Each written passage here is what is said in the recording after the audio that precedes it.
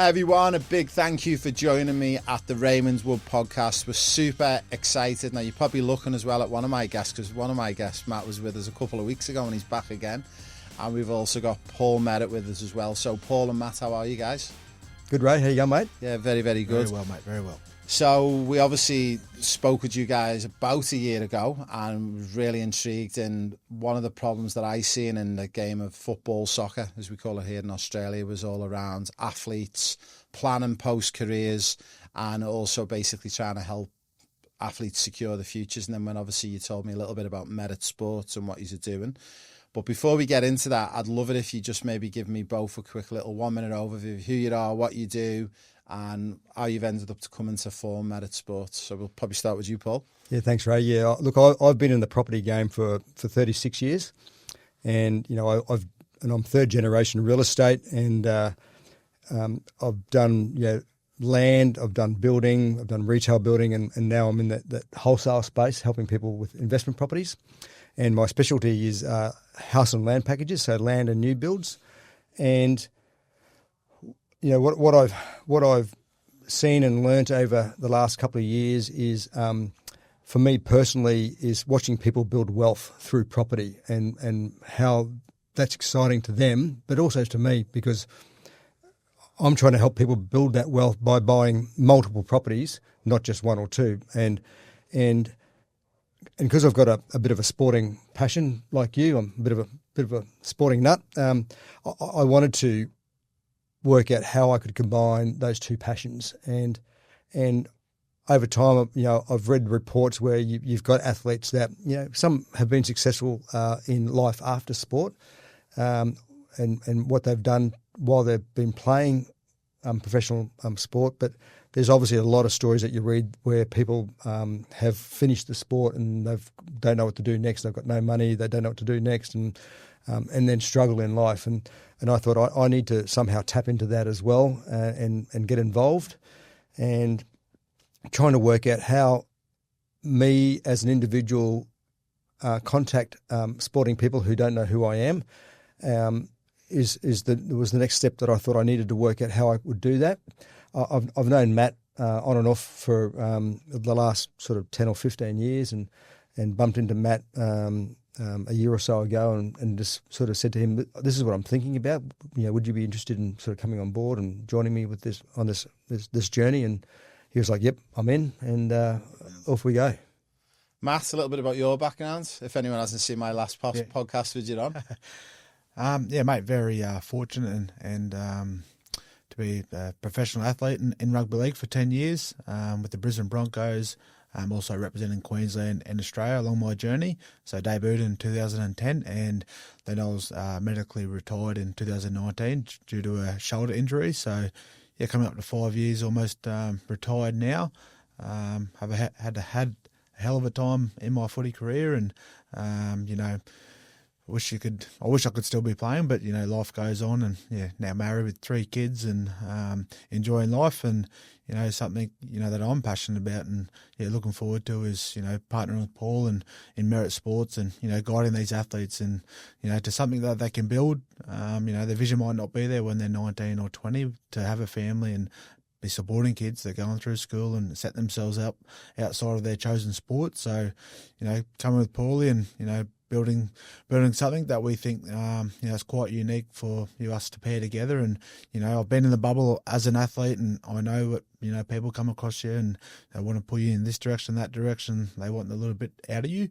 Something that we've created that's going to be out there for athletes to come into, a safe environment, a trusted environment to hopefully and eventually set them up for life out of sport. So very much looking forward to that journey. I think you've got something, again, very special and unique that we can offer to athletes. Amazing. Just to clarify, I'm pretty sure it is, but this is support for all athletes, no matter the sport or code you play, and that's correct? Correct. Yeah, correct. That's it. Yeah, we want to help any athlete across all sports. Obviously, Matt's rugby league, but we've been talking to people that are playing AFL at the moment. We're talking to a lady who's a Olympic athlete. And we've got some contacts, obviously, through soccer with yourself and other sports. So, yeah, across all sports, we're here to help. Yeah, I think what excited me the most was when I was a coach, and then when I first met with you guys and you were telling me about the idea, and it was like, I think personally you're solving one of the biggest problems in sport. And I think it all stems down to one thing. I think it's education, and the lack of education, in a sense of start planning now whilst you're an athlete, and then you're going to be right for the future, because the amount of, I think I gave you the story, but I won't mention names, but he was an ex-professional who was at the top of his game in the Premier League. Unfortunately, through personal circumstance, went through a few divorces, which meant every time you get divorced, there's a split of money. Yeah. And he got to the end of his career. He was sustaining a life where he was earning £40,000-50,000 a week. Once that money stops coming in, he kept that lifestyle, and pretty quickly his money run out. Yeah. And it's so sad to see. And there's many, many examples, and not just males, but females as well, in football and in soccer. And I'm sure it goes on in rugby league and union and everywhere. And I think what you've stumbled upon here, the idea, I think it's genius, because I think it's so needed. Well, we want to sort of grow that further, because education is one thing, but mentorship is another, both in sporting life and life in general. Yeah. Everyone's got parents and friends that they can fall on, but if they want to talk to someone outside of that bubble, because you've got your professional sports bubble, and then you've got your inner circle bubble of friendship and family, if you want to explore something a bit further and just have a general chat about life, that's what we're here to do as well. That's part of why we've got Matt here from a sporting mentor point of view and life, and I'm here from a property mentorship and life. So we're trying to build on that as well. Yeah, I think it's great. I think the synergy between you and Matt, when I thought about it, I thought, you've got someone who's played for the Broncos, played for Australia, played for Queensland. From a sporting point of view, there's no bigger pinnacle. And then from your background, with like the real estate and the advice around the finances, it's a win-win. And I think people are going to look at it, and they always will. They'll go, who actually runs the company, who's involved? And I think when they see your background and your acumens, it's a no-brainer. Yeah, and I think I played 4th division in rugby union too. So yeah. We'll look for those highlights. You probably won't find any of that on YouTube. That's for sure. Yeah, just back to what Paulie sort of said before. It's it's you need to disconnect from what you're doing, and as an athlete, you need to have your time, your downtime, a focus away from your chosen sport. And I think coming into our environment, you're going to feel that of I'm in a direction where I can sort of see, and that, like Paul said, that's our job, to educate them at a young age and trying to get them thinking that way. It's not say we're just dealing with those younger age groups. It's never too late to start building some wealth, but it's important to get the kids that are coming out of school. They're obviously highly talented and they're into a system, whether it's league, cricket or soccer. To educate them, have those conversations, and try and think about what life looks like in 10 years and how they want to be set up. Do they want to go out and do a 9-to-5 job and digging holes, or do they want to set themselves up so they can have some flexibility and probably choose a bit more of what they want to do after their sport? So it's definitely important to have those conversations early and just keep reiterating what we're here to do. Yeah.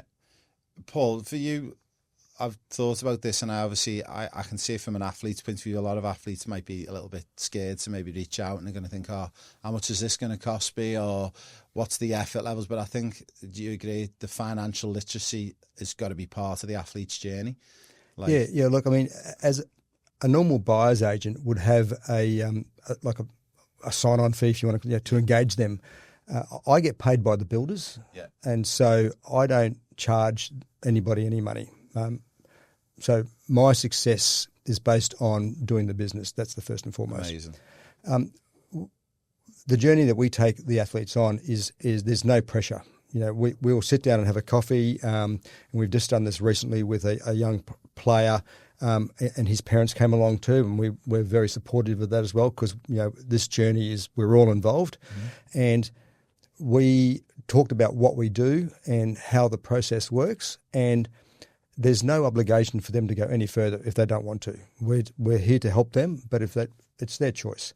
And so we will advise and educate on what the steps are, and they've got to take those steps. And we'll nicely say this is what you've got to do, but there's no pressure. we're here to hold hands, and if that takes a couple of years of chatting and they finally decide that they want to do something, no problems. That's the way we do it. When they reach out to you guys, Matt, you and Paul, what's like the first sort of step or process with you? Do they log online and register interest? Is there a one-day course? Is it an informal meeting? How does it work? Like if we've got athletes out there watching, because I know through my background in UEFA as an agent and as an ambassador, I've got thousands of players who are following me, and I've spoken to a few of them about this, so they're really keen to engage. How would they engage with you to kick it off? Well, there's plenty of obviously Paul and myself through our socials, and to reach out and follow Merritt Sports AU online, and maybe reach out through there or through my personal account as well. I've got a profile there on Instagram as well. There's our website that's running as well, but yeah, just reaching out is the first thing, and then it's just a matter of catching up, making some time. Whether that's through an online meeting or it's a coffee down at the local coffee shop. It's it's important to catch up, understand what they're thinking, and obviously they're going to have questions about the whole scenario. So it's just important to catch up and have those conversations and get to know them. First and foremost, it's not we're here to build something. We're not here to sell you a product that one hit wonder. We want to help you and guide you and build your wealth, not just go looking for something and get rid of you. It's about building the relationship first and over longer term. Longer term. And I think the face-to-face, whether it's in person or online, is very important, because you get to see what the person looks like and see the colour of their eyes, and that to me is very important to, as part of that, building that rapport and understanding and trust with an individual. Yeah, absolutely, 100%. Just to also, like, obviously we've got athletes all around the world. Are you guys willing to work with athletes no matter where they're based, or have they got to only be Australia based? Or well, if they're Australian, that's all that matters, because if they are Australian and they want to invest in property, then obviously we're talking about Australian property. So wherever they are based is no issue for Matt and I, and we're happy to go and visit them in England or America or wherever they are. That's not a problem either. But we're here to help all athletes. Whatever sport, whatever part of the world they're playing in. Yeah. Is there any plans further down the line where you might be able to help people who aren't Australian? Like, say, like you've got an English athlete through one of my contacts who are really interested in getting educated around how they could build some more wealth for the family and purchase properties. Is that going to be something you might look at further down the line? Or potentially. I mean, it'll just come back to where we do that, because there's obviously rules in Australia about buying in Australia, and there are some countries that can do that with the right criteria, and then there's some that don't. And so that'll be something down the track that we will look at and consider. Yeah, who knows? Amazing. Now, Matt, obviously for you coming from like the NRL and being at the top game and then having to come out of that and then go into like the business side of it, how did you find that transition? Was it easy? Was it hard? And would there be any tips that you would maybe give any current athletes, no matter the level of playing at, on how you transition into the business world?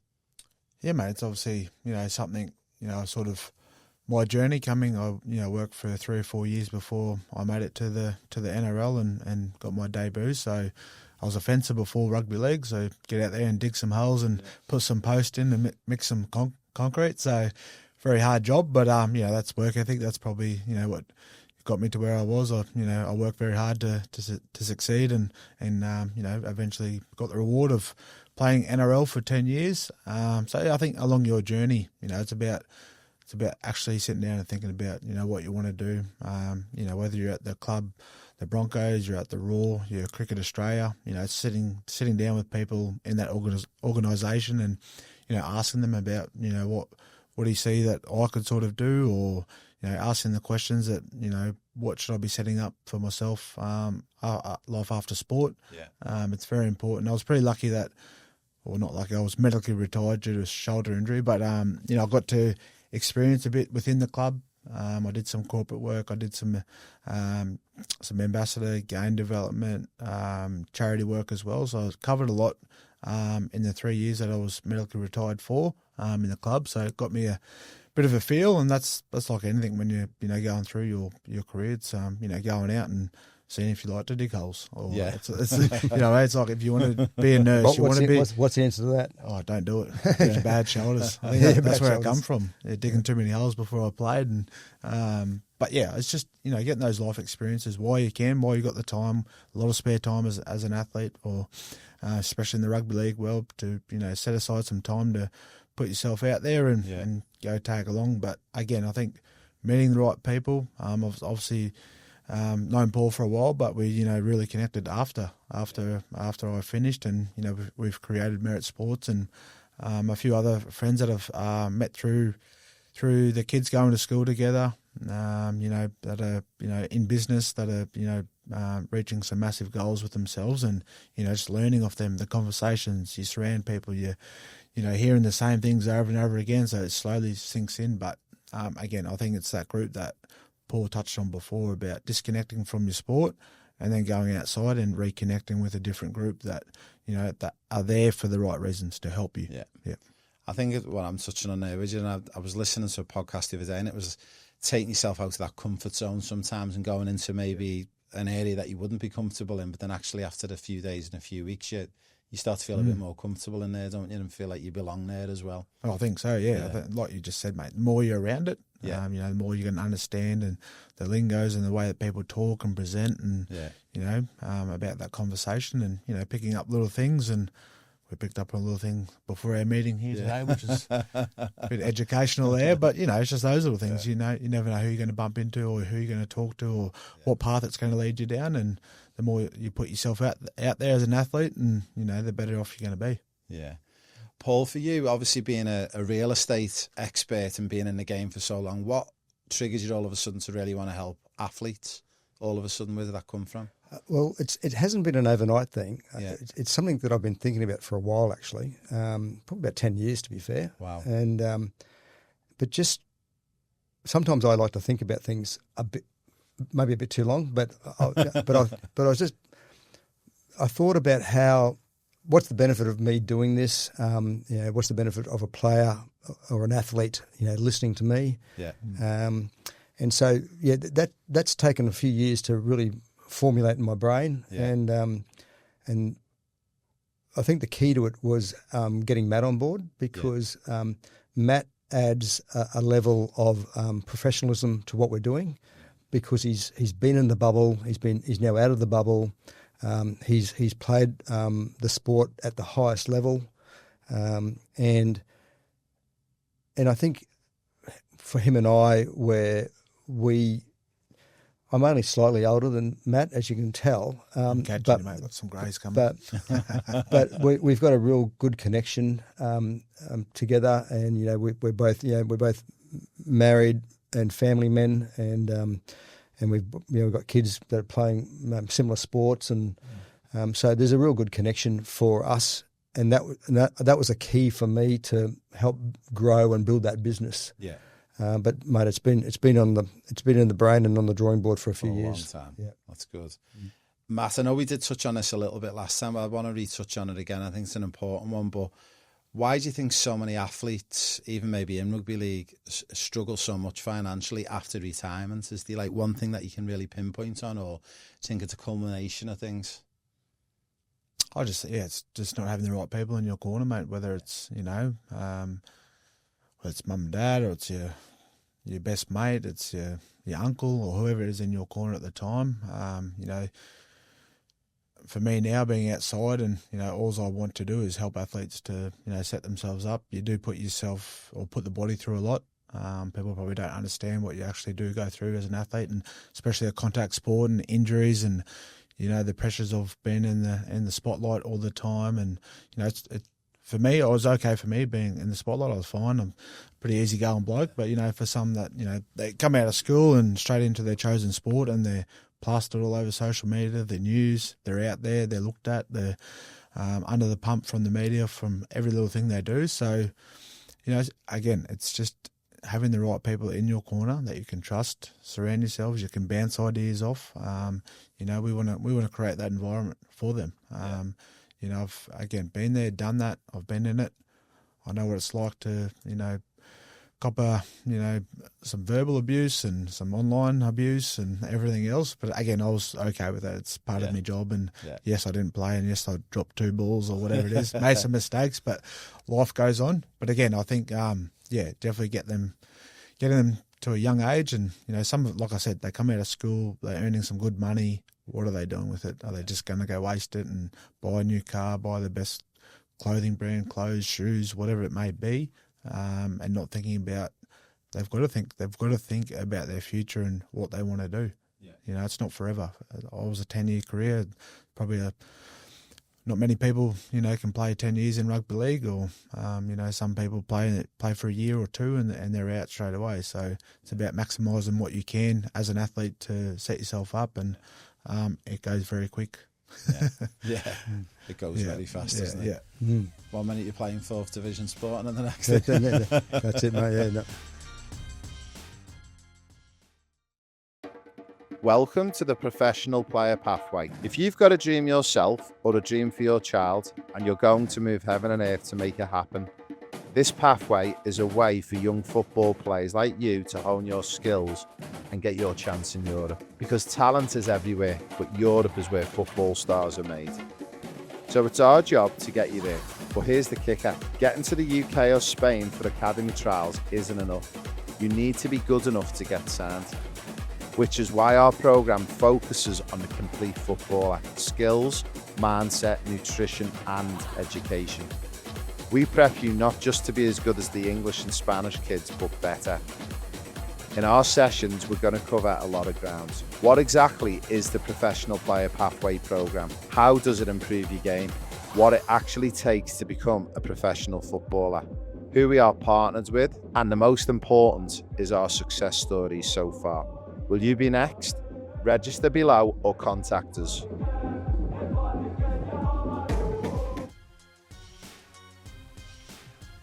Paul, is there for you, like, being an avid sports person like myself, where like we're not necessarily with players, like we play for fun and socially, but is there any like early warning signs that you see when you think there's an issue here with this athlete financially, or there's a point in the career where you're starting to notice actually this is a bit of a problem for them?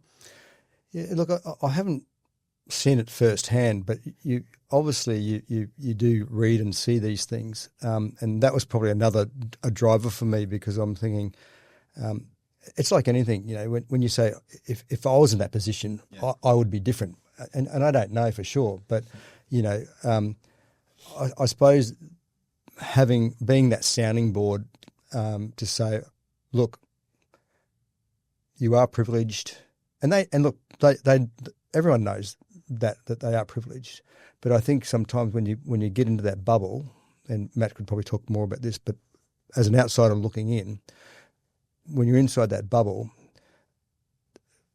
outside of the bubble almost doesn't exist. Yeah. And I suppose my view on that is to try and educate that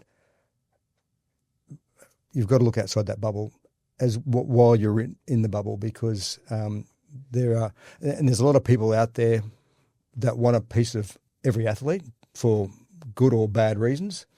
And so those athletes have got to be cautious about that. And once again, having Matt with me helps cement that we're in this for the right reasons. Yeah, and to help. Yeah. Before we move back to Matt, just one other thing is probably an obvious question, but for some who aren't really aware of it, why is the focus point real estate? Why is it so important to people? Yeah, look, there's pros and cons for doing anything financially, whether it is in cryptocurrency or real estate, and real estate could be industrial or commercial or residential, or it could be shares, or my vehicle is real estate, and the vehicle within that is residential, and then the vehicle inside that is house and land packages. I've been doing house and land packages now for quite a while, and I see the benefits in doing house and land packages. And from things like you only pay stamp duty on the land, you've got tax benefits on the new build, you've got a brand new product, so you've got less maintenance, you can get a better tenant, you can get a better rent. You're generally buying in areas that are growth corridors, whether they're master plan communities or big growth corridors. So that's my lane. That's what I really know, and I've seen the results and the successes of people who have done that, and so that's what I'm focused and passionate about. Yeah. Matt, for you, as an athlete, whether you got an athlete who's 20 or 24 or whatever the age is, and they're saying, probably not for me, I'm too young to be thinking about this stuff. What's your advice to those athletes, and when should they start to plan and focus on the financial future? I think straight away, mate. I think you even though you're probably not in the right mind frame, or you don't have the right people in your corner, or whatever it is, you should be thinking about it. Like I said before, you could be in the spotlight and you could last 1, 2 years, 12 years, 15 years. You're not sure when that end date is as an athlete. With, as we know, injuries do come into any sport there. So I think from day one it's definitely coming out of school, especially coming out of school into a system. You've got to be thinking about the long term. It's so important. It's like I said before, it goes by so quick, and you're in that bubble. You're enjoying life. Everything's great. Everything's prepared for you. You don't have to think too much about where to be, what to wear, what to eat. It's all given to you. So you get stuck in that little bubble. So it's always, the earlier you can, switch that mind frame of actually thinking about where am I going to live? Where's my wife? Where's my 2 or 3 kids going to be? Where are they going to school? What does life look like for them? Am I able to support mum and dad when I sort of finish and throughout my career? What am I doing now to set myself up? It's so important, and it's about education. Obviously, you're not going to go sit down with a 18, 19-year-old and they're going to go, yep, I'm straight away. That may happen, but it's about having those conversations and just, making sure they feel comfortable with, setting stuff up or putting things in place for the future. Yeah, that's such good advice. Yeah. Paul, going back to you, in regards to, like, I can see this from an athlete's point of view, and Matt will probably get this as well, but I know one of the first questions he'll throw is, how involved have I got to be in this, and how much does it take of my time? Because your time's precious when you're an athlete. You've got to worry about your recovery, training for the next day of your game. What does it look like from an involvement point of view for an athlete? Is it all self-managed for them, or have they got to... Yeah, look, they can get involved as much as they want, but the beauty about what we do is we are controlling the process, which means I'm communicating with the athlete about where life is at. Yeah. And so as long as they're happy that they're getting that regular communication, and communication for me is big with regards to my dealings with the builder or the broker or whoever it might be. If I'm providing that communication, then I think the athlete can then focus on what they're doing. They don't need to be ringing me every day if they don't want to and saying, what's going on now? They don't need to do that. The main point for them is that when we're going through the process of building a house, there's obviously phases of the house that you've got to pay, and so there'll be times where they need to be communicating with their broker or the bank to release funds. But that's I get involved. I sort of guide them and say, okay, this is now due, and then I help find the property managers. I go to the handovers, no matter where they are in Australia, and so I'm making sure that the house is finished, it's up to scratch, and all the defects are done, and the property manager's there taking all the photos, and so they can ring me every day if they want to, or they can just trust the process. Yeah. This one's probably both of us, whoever wants to have a go at answer, but have you seen any, like, whether it be with Merritt Sports or with anyone else, where there's been some really good success stories, maybe someone you've come across in the Rugby League Wales who's done really well, or have you seen any cases and you could maybe talk on to some of the people watching and listening in? Yeah, well, me personally, I've just had a client finish a house, and I think the uplift on that house has been $120,000. Wow. Just while the house is being built. It's crazy. And I think when we first did the deal, we had a rental appraisal at about $580 a week, and we've just rented the house out for $625 a week. Wow. So so that's been great for that person, and we're almost at the point now we're going, okay, where's the next one? Yeah. We've one of our Matt and my clients has bought a property in Melbourne, and he hasn't even gone to site. He's just gone to site, and he's already made 70 grand because the market's sort of moving already in that part of Melbourne, and so he's already ahead of the game. And so that's hopefully what I can achieve for a client, because I'm following market trends and, you know, where the growth is, and because with my conversations with builders and developers and real estate agents, that's what I'm following right now. And so hopefully, these guys are off to a good start, and we can just keep building on that. And if anybody hears what I'm saying, then hopefully they can be part of that process. Yeah, it's a great testimonial. I mean, 70 grand, 120 grand before it's even built. That's an amazing success story. Yeah, it's amazing. You have to have any like sort of tough conversations with any clients, like where you've got to be like always. How do you deal with them? And because I know what it's like as an agent dealing with players, but for you it must be even harder, because not only you got to deal with the athlete, but I could take it sometimes you have to deal with the agents as well. Sometimes potentially. Yeah, look. Buying property and building houses, it's can be stressful, because it's a financial commitment. It's a big financial commitment, and I've been doing this for a while, but someone's doing this for the first time, and so I'm very mindful of the fact that they are doing this for the first time, or they're not used to that process. So I've had clients who sometimes ring me every day. What about this? What about that? And no question is dumb. I'm happy to answer any question. If I don't know the answer, I will find out the answer. So, and sometimes you've got to say to them, okay, you've done this wrong, or you've done this and you can't do that. So you've got to have those conversations, but that's all part of A, communication, and B, building that rapport as even more so, and trust with the client, because there's no point when you're building property, you can't fluff your way through it, because you're going to get caught out. Our job is to help them buy multiple properties. And if you have a bad time building one, then you're not going to get any more business from that client, and then they're going to tell other people about that process. Yeah. So it's not what we want in life. Yeah, it's not. Is there sort of from an athlete's point of view, Matt, and I'll give you an example, a great success story, and it'd be interesting to see if you know of any as well in the Rugby League world or anywhere. But there was a player who's actually played in Australia called Robbie Fowler, and he used to play for Liverpool, and he was earning around £20,000 a week. This was going back 20 odd years ago, and he had a very savvy agent who'd been involved in the real estate world, and he told him to basically commit half of his salary every week into investing into properties.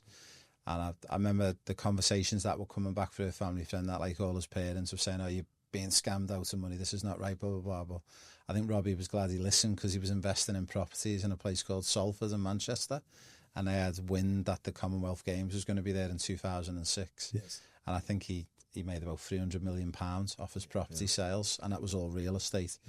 Is there any good ones that you have seen, good cases of, or you've heard about in the sporting world in Australia, where you know of someone who's done really well outside of the code? Well, I do know.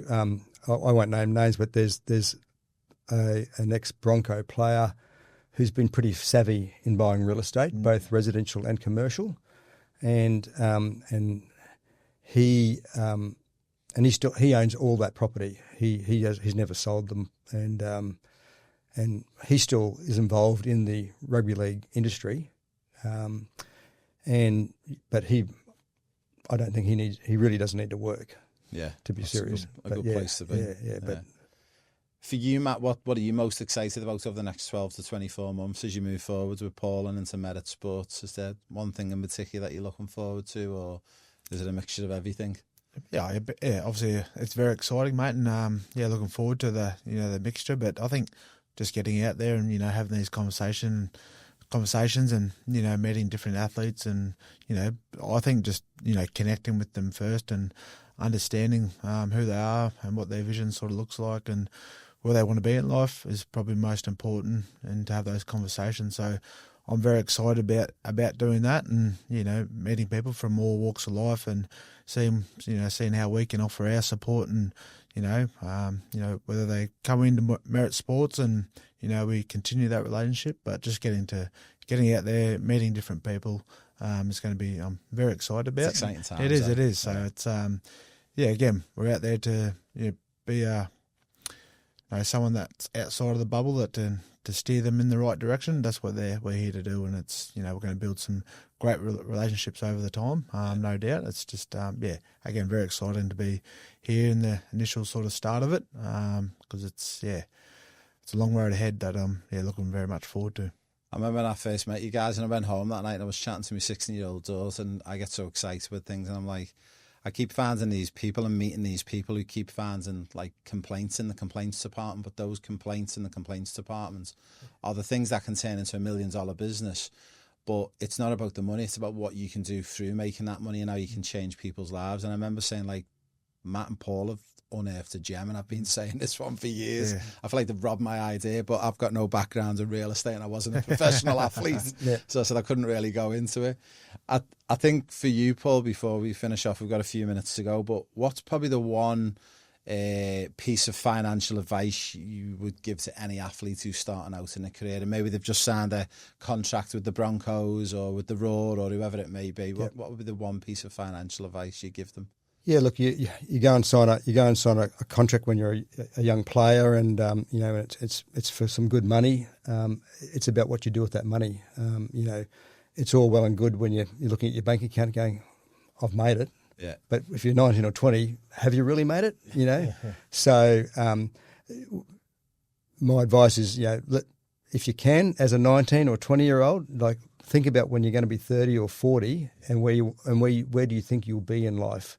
Because when you get to our age, we think about those sort of things, but they don't. And my key advice is that the younger generation, it would be great if they all were doing that, because then life for all those guys would be so much better in the long term. And you hear about guys who have done that, and they go, "I'm so Robbie Fowler, so glad that I did that because of that reason." Yeah, for sure. Matt, for you, whether it's sports or business related, maybe one mistake that you've made over the years that probably you wish you didn't, but maybe it'd be great advice for an athlete or for someone going into business? I wish I kept. I have 4 properties that I sold at the time, and through my little journey. Purely that was just off me and the wife and our choice, and where we're at with life. Looking back, I wish I held on to them, but that's all right. It all ended up okay because of we built our family home and on a bit of acreage out at Warner. So 3 beautiful kids and a lovely wife to support now. So it all ended up to that end goal of where I wanted to be, sort of at the back end of my career. But again, it's getting it early, actually thinking about what you want to do, because it does go very fast when you're in the bubble of a sport, surrounded by good people in that sport. But it's over, and once it's done, it's done. It's you're not going to be earning that money again. Maybe you will, and there's a small percentage that go on and stay in the sport, and commentators or involved with the game, or whether it's athletics or soccer or rugby league.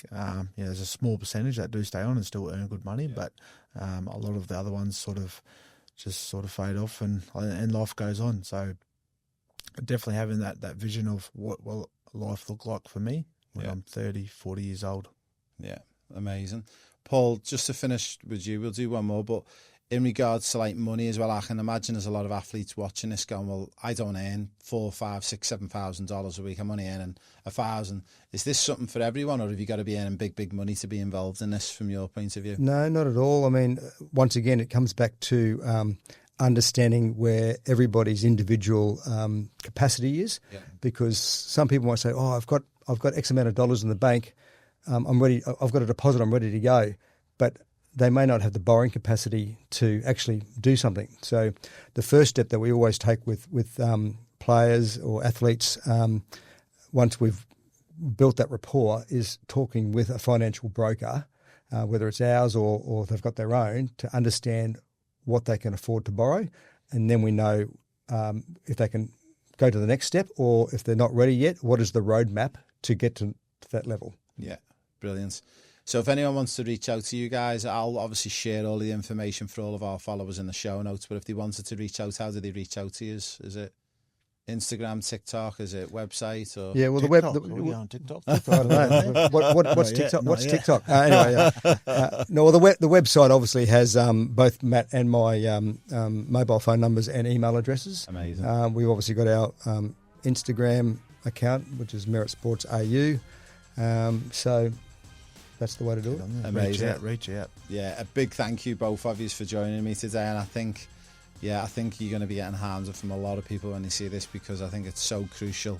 And I think looking back now, some of the athletes I've worked with, I think if we had someone like you guys around 10, 15, 20 years ago, I think people would be living a lot better life and enjoying it. So thank you for your time. Thanks, Ray. Thanks, Appreciate Ray. it. Thanks for having us on, mate. So a big thank you guys for joining us. We're going to be back in 2 weeks' time with our next episode at the Raymond Wood Podcast. A big thank you. Remember to give me a follow and a like.